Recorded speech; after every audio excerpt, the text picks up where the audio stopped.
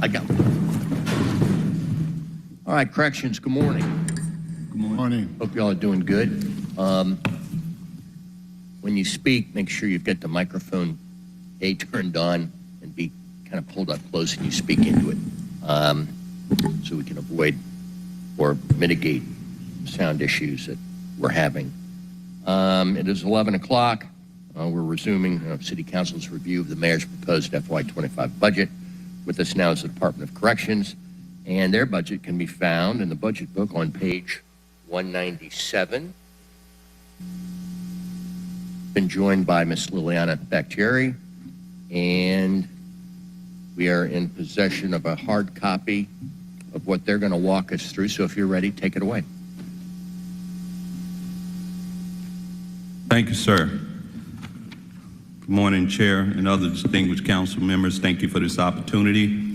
I am Interim Chief Elder Dancy. I'm here to present our FY 2025 proposed budget for the Department of Corrections. And I'll introduce my team before we move into our presentation. To my far right is Deputy Chief Timothy Quiller. He's in charge of our Administrative Service Division. To my immediate left is Director Williams. She's our Program Management Director, and she's also over the fiscal unit. To my immediate right is Deputy Chief Johnson. She's in charge of operations.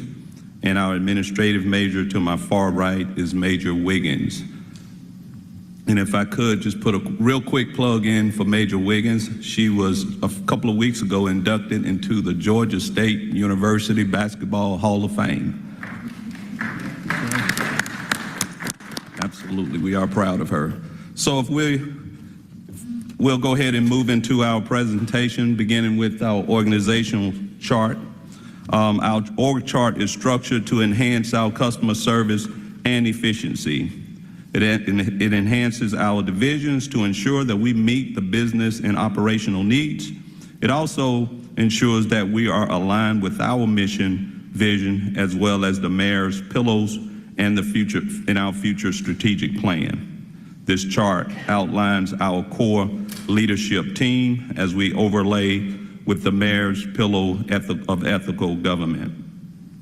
Accomplishments for FY 2024. Of course, we've had several accomplishments in this past fiscal year, but these are three critical to our operations. Most are reoccurring, but a few are projects that we initiated to increase our effectiveness and connect to the Mayor's four pillars. Facility maintenance project, our CCTV upgrades, which we did a complete transition from analog to digital with the assistance of AIM.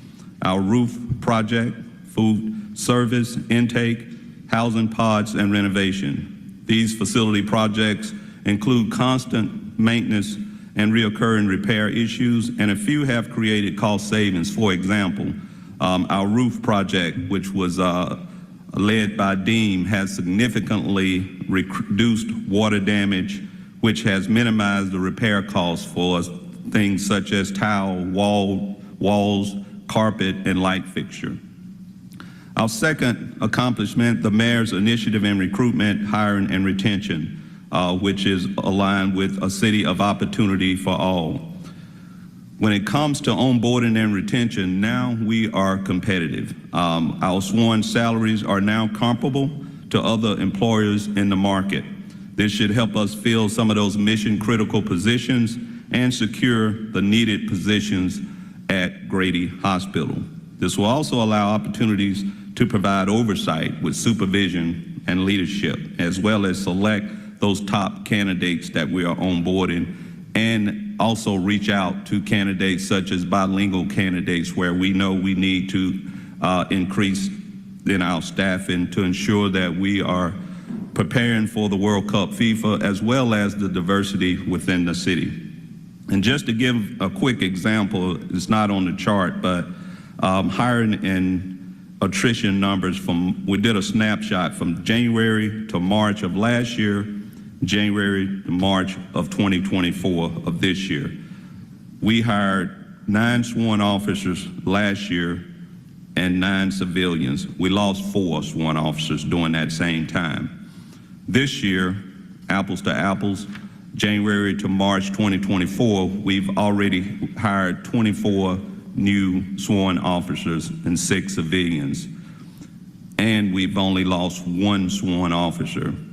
We've lost 11 civilians, but we do believe that the COLA that just been instituted, as well as the class and comp study that is on the horizon, will impact those numbers as well. Number 3, as you all are familiar with the Fulton County IGA partnership, we are in year 2 now. This partnership, of course, is ongoing and with no major issues to report as of late. And as we review the Fulton County relationship, the numbers are pretty stagnant. I say stagnant, but around 365 to 375.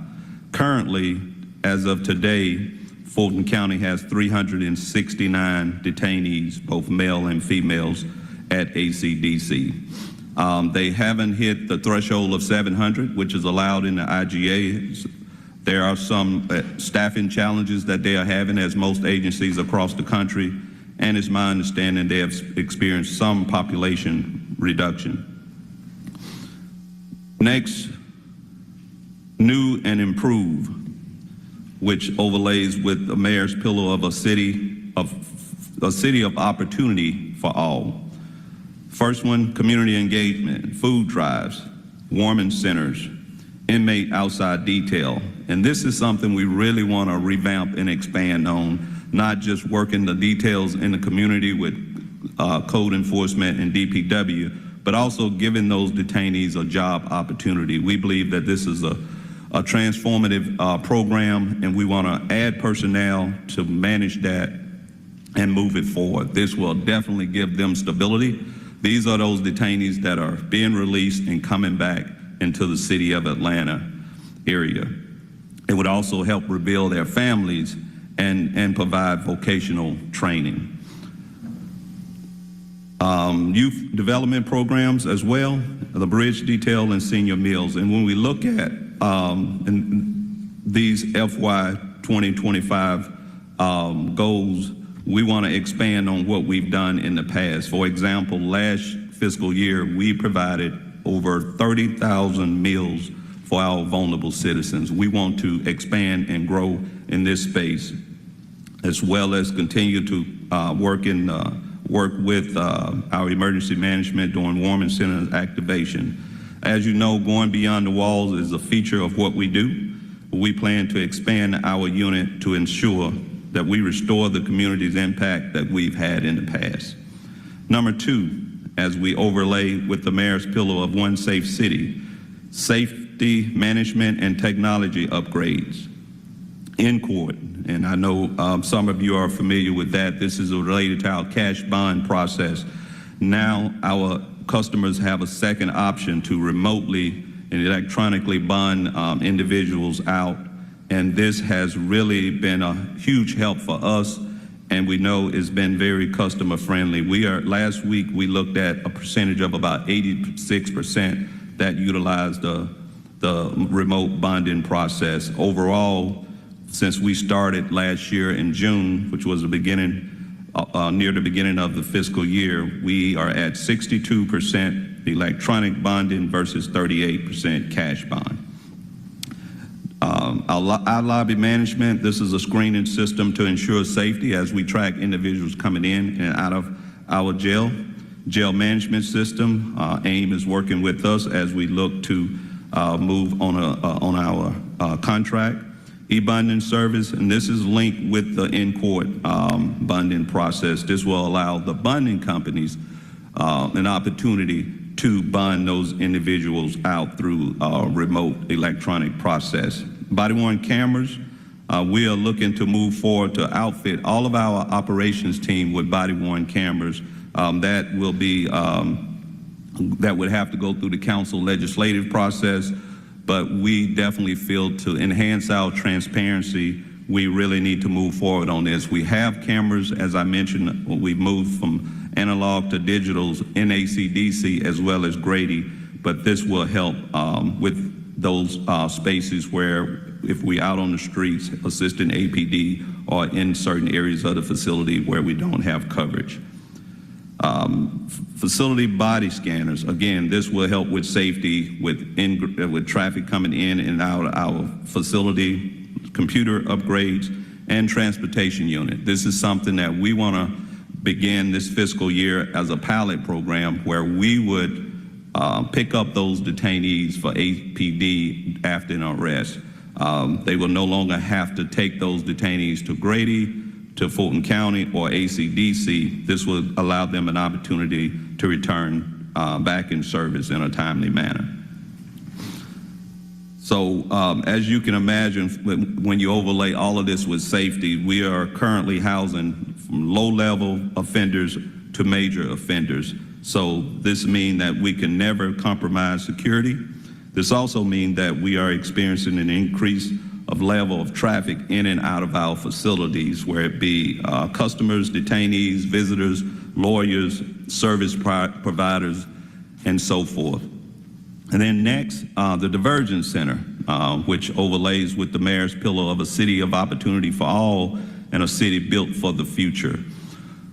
The Divergence Center soft opening is going to be sometime this fall. And although this center will be separate and detached from our operations, we look forward to partnering and co-locating with the new Divergent team. Their setup will utilize approximately 8,000 square foot of our southwest corner of Peachtree and Memorial Drive. The groundbreaking was last year in March, and again, it's my understanding the soft opening is going to be sometime this fall.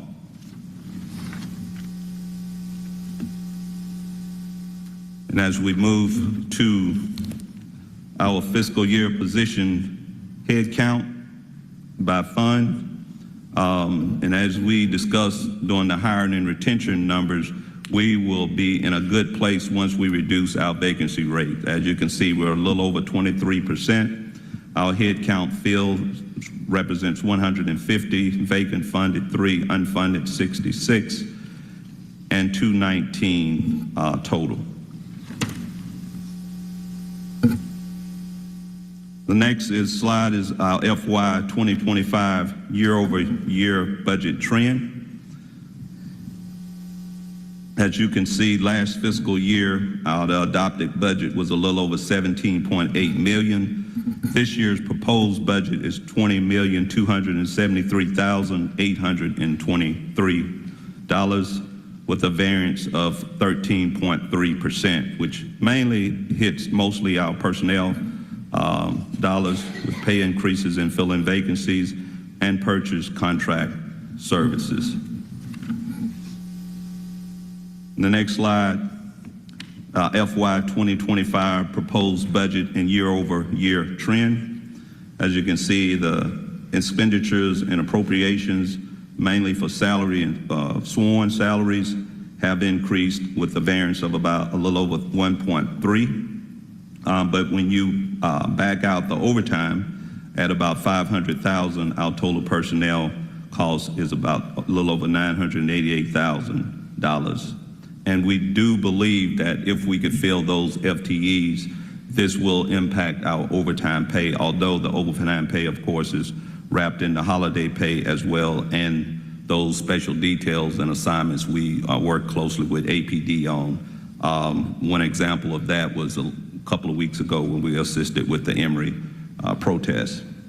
And then purchase contract services, a little over $1.4 million. And other finances, a little over $334,000, which includes the GMA lease and as well as Motorola radios. The highlights for our major year-over-year change are recruitment, onboarding, compliance, standardized training as we continue to push for professional development, overtime management. As we discussed, we definitely believe we are going to be in a good place with that. Facility maintenance, repair, upgrades, technology upgrades, and our fleet upgrade. We were stagnant. Our fleet was stagnant up until last year. Prior to that, we had not purchased vehicles in about 3 or 4 years. So this is not adding to our fleet, but replenishing the fleet that was missing. And again, the biggest variance was purchase contract services, which includes services like plumbing, HVAC, general electrical issues, food service items, medical supplies, fire suppression, general maintenance and reoccurring maintenance costs. Also, kitchen and equipment that we have to maintain and keep updated. As you probably know, our facility this year reached is 30 years old. It was built back in 1994. So those reoccurring maintenance issues are things that we have to, of course, stay on top of. And I think that's it. Thanks again for this opportunity. And of course, we believe that if this budget is adopted, it will definitely help us provide optimal service at ACDC and continue to maintain a safe and clean facility. Thanks again. And of course, we are here if you have any questions or comments. Thank you. Mr. Hillis is up first. Thank you, Mr. Chair. Thank you, Chief, for the presentation. So I've heard some good things in your budget, about being able to more thoroughly assist APD, like corrections did prior. Hopefully some improvements in Grady detention, and mentioned assisting with prisoner transports. I just having a hard time seeing how these great things are going to occur when I'm looking at your numbers, and if I'm reading this correctly, you have a staff of 150. You're only funding 3 vacancies. So what is the plan to fill all the gaps that will need to be filled to provide that essential service to APD for their transports and kind of beef up our Grady detention? So we've been working with HR on those numbers, and as well as finance, and we are working through the RTFs as we move along. We actually are a little bit over those numbers now. We've gotten approval, but we are definitely, I think we'll definitely be in a good space if we could fill most of those vacancies, which it looks like we will be able to. So I'm confident, especially with the numbers that we've seen as of recent, with the number of candidates looking to onboard with us. So I believe we're going to be in a good place. I don't think we'll be able to complete everything like the transportation project, but I do want to start a pilot. I think that would be huge to be able to assist APD so they can go back in service as soon as they complete their paperwork. So we're gonna make sure, obviously that involves staffing and vehicles. APD is on board. We have spoken to them, and they're looking forward to working with us on that. Tell me a little more about that program. You said you wanted to do a pilot first. When does that start? What does the pilot look like? If that's successful, what budget increase and personnel increase would you need to run a fully functional transport unit where, we're not just talking about one-offs like was mentioned, the Emory protest and other large events, but, all the time, just the standard shift, like these officers not only don't have to go sit at Grady their entire shift, where we have half of a zone's beat officers who need to be out answering 911 calls and responding to emergencies, having to sit at Grady, but also, as you mentioned, not even have to take them there, y'all doing the transport. So tell me more about that program and what do you need to stand that up? Absolutely. So with FTEs, I think we'll be in a good place to at least begin our pilot program, which we will look at probably starting out in Zone 5. So with the way we envision it is that it would be a centralized unit at ACDC with a team and a supervisor. And we will be connected with their communications department, dispatch, and those officers in the Zone 5 space. Anytime they have an arrest, we'll call our team. We will respond with the paddy wagon and pick those detainees up and take them to the appropriate location. I definitely feel that this, as you mentioned, would reduce their out-of-service time, so they will be available to respond to those 911 calls. But we're building it out, and what I plan to do is have a project manager oversee that program and to ensure we have all the components in place. And then something else related to that, touched on in the presentation, is the diversion center that's going to be opening. And, outside of standing up this pilot program and hopefully making it a full-time program across all the zones, is that when the APD officers bring these individuals to that diversion center, been on tours of other diversion centers and how they work, and it's basically, the officer's there for 2 or 3 minutes and they're gone. Do you have the staff or the budget and the FTEs to be able to provide that level of support for them, to where they're in and out in no time, so to speak? So that will not impact our team. It's my understanding, and we have been speaking to the new director. They're going to have their own security team in place, as well as other components, but they will have sworn personnel there to facilitate that process. So we will not be directly involved unless there's some type of incident where we would respond, but generally we would not be. And then back to the Grady detention piece, I believe that is currently split kind of between, we have your staff that sometimes do that. We have APD officers that I mentioned that are, pulled off their beat to go sit with prisoners for sometimes the entirety of the rest of their shift. And I believe we have a contract. So how is that all being worked out and balanced out right now? How's that functioning? So we have made progress there. Actually, I haven't received a call from APD in a while, so that's a good sign. But we do want to hear from them when they have problems. What we have done recently is I've assigned a captain who's actually here today to oversee Grady operations. So she's on the ground at that facility managing the movement there. We have, especially as of recently, done a great job reducing their hours out of service. I think that as we build our team and add more personnel, we're going to be in a really good space because we can move some of those officers to Grady from ACDC. Right now, we're utilizing overtime, as well as the captain has the flexibility to pull staff in from ACDC when we can and move them to that space. So, and of course, we have a team temporarily working in that space with a security contract. They have been helpful as well, but we want to get to a place, hopefully during this fiscal year, where we could totally take over that process, move personnel in place. She said that if she could assign approximately 12 per shift, we would be in a good space, because there are quite a few different assignments in addition to sitting on those detainees. So we are moving towards that direction, and that's our expectation, so that we can eliminate that issue for APD. All right. Thank you, Chief. And that's all I have. Thank you.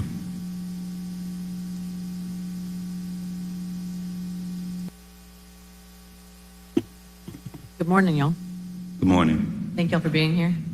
I wanted to, a random question first and foremost.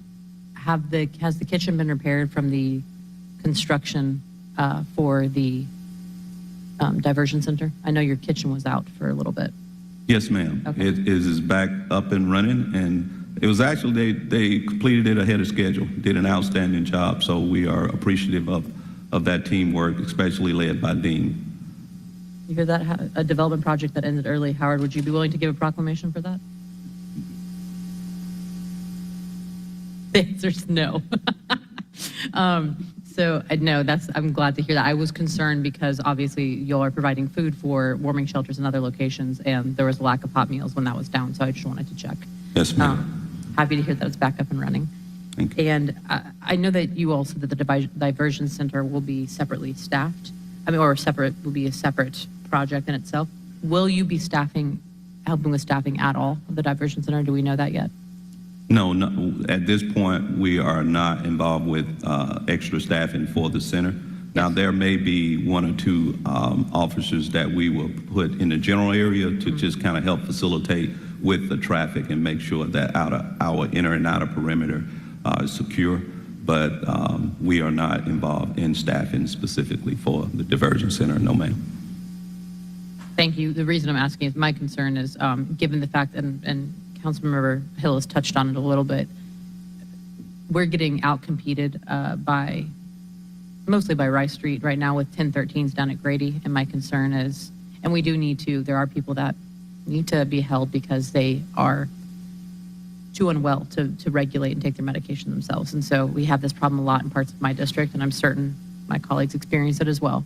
My concern is that I'm worried that the diversion center will be used for only 1013s, and I'm hoping that's not the case. And you all are not staffing that, so I'm just raising that now as something to get on the record and to come back to for myself. But that's just something I am concerned about. I mean, we do need additional spaces for those holds, and I do hope that it will be used for some of that. I'm just worried that it's going to entirely be diverted to make up for that very vital lack of services. So I just wanted to ask. I may have other follow-up questions, but I can follow up with those with you offline. I kind of want to look into the budget a bit more before asking those. But I appreciate y'all being here. Thank you. Ms. Spook.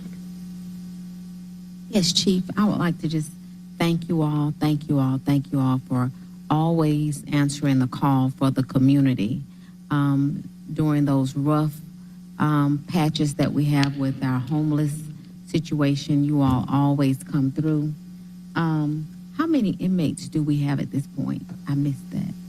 So Fulton County, I believe, count was 369. And our average population kind of fluctuates somewhere between 60 and 70 daily. I want to make sure that we want to move back into a space with the homeless where we can provide those hot meals that we used to provide for the homeless. Since our kitchen is back, let's make sure in the budget we can give them a hot meal. I know we moved to sandwiches and cold things, but I would like to see us have a budget where we can make sure that we go back to some of the hot meals. They look forward to that. Also, for the shelters, making sure that we have in the budget enough supplies and blankets and all of that, because that is what you all do is essential for the unhoused population. And again, thank you. When is Corrections Week again? It begins Monday. Thanks for asking. Yes, Okay. ma'am. Listen, And your team should receive an invitation. thank you you. so much. Okay. Thank you. Sorry, I had a follow-up question. You were saying, first, can you remind me of what year our contract expires with Fulton? So we're in year 2. We have a 4-year contract. 4 years? Yes, How far? You know that years down here work like dog years. I've been I here believe 2.5 it's years. 2026. I've been here 2.5 years and it feels like 20. So 2026? Yes, Awesome. ma'am. Thank you. And we're in 20, got it. And my other question, you were mentioning the piece about officers being held, and Rice Street doesn't currently deploy. Does Fulton deploy any assistance with our jail in terms of staffing? Yes. They are responsible for fully staffing their detainees at ACDC. Yes, ma'am. Yes, and that being the case, can you kind of dive in a bit more as to why there's an increase? I just wanted to, if you could briefly summarize the increase in budget and what that has been allocated for. So part of it is the FTEs, which will, I think the total count was 229. So will definitely put us in a good space. And I feel that we are moving in that direction, especially since with council support and, of course, the mayor prioritizing public safety as well as investing in all his employees. We're moving towards that. And then, of course... And that allocation also, you said with the FTEs, that also accounts for unfilled positions as well in preparation to fill them? Yes, ma'am. Okay. And then contract services. So just the reoccurring maintenance issues and maintenance costs for our facility. That's, of course, as you know, is always ongoing. Our facility is considered a high-rise facility. I mentioned it's 30 years old. We have 22 pods. We're using 11 now, including Fulton County. It's over 470,000 square foot. So there's ongoing maintenance repair issues. Right now, our AC is out in our administrative area in intake. We do have portable equipment there to assist, so we don't have any issues, but that's constant. That's a constant issue. Our kitchen, we have an industrial-sized kitchen. When our freezer went out recently, we had to rent another refrigerator to assist with that. We have a walk-in freezer. It's constantly needing repair. So we have a good relationship with Dean. They have a supervisor and team members that work at our facility daily, and they've done a good job assisting with working with contractors, but of course that cost is always reoccurring. So the maintenance and the funding, is it the maintenance and the funding for the repairs on the building? And yes, I remember y'all saying this before, it's a lot of space. It's a building that's been around for a minute, so those repairs are needed. Is this a shared responsibility between DEEM and DOC, or do y'all does the budget for corrections help cover the maintenance as well as the contracting for that?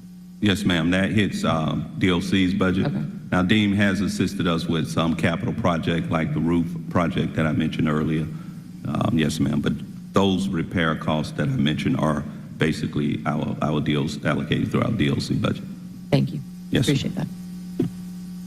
I've got some budget questions, and we've been joined by Mr. Dozier and Mr. Lewis. So one of the themes that's become evident here as we start to go through the departments is this assumption that coming salary increases combined with a potentially enhanced, pension multiplier calculation, it's going to have people just lining up, especially at all these departments that historically have had vacancy rates of around 20 to 25%, going back 15 years. But to me, it's logical to assume that these things are going to help everybody, at least temporarily, because many of these jobs, it's a bidding war from counties and municipalities. So I do worry about the presumption when you're not going to be able to hire all these people right away. And so I'm a little worried about the assumption of this dramatic reduction in overtime. What's your thinking on that? So as of late, we have seen our numbers increase with onboarding, and our attrition numbers have dropped significantly. As I mentioned in the snapshot, just 3 months last year versus this year, we hired 29 last year versus 24 this year. We lost, I believe I said 4 last year during those first 3 months. This year we only lost 1. So we've seen a huge increase in onboarding and a significant reduction with retention. And not to brag, but as of late, we've onboarded state DOC employees. We've onboarded employees from other municipalities. I haven't seen that since I've been here. So I know that we're in a much better place. I would like to see, I think overtime should reduce, and I think that, line item should move more to personnel. So that's our goal, is to fill those mission critical vacancies and hopefully reduce our overtime to allow our employees to go home at the end of their shift. I'm optimistic. Obviously, we would have to wait and see, but I think we are, as of right now, in a good place. Well, it looks like you have reason to be optimistic given what you've just described in terms of kind of this year turning things around. What do you attribute the change to in terms of keeping more people and hiring more people? I think, again, the mayor and his administration with council support of investing in our employees, the public safety pay increase, as well as the COLA and this class and comp study, I think all have changed things tremendously, especially from what I'm seeing at DOC.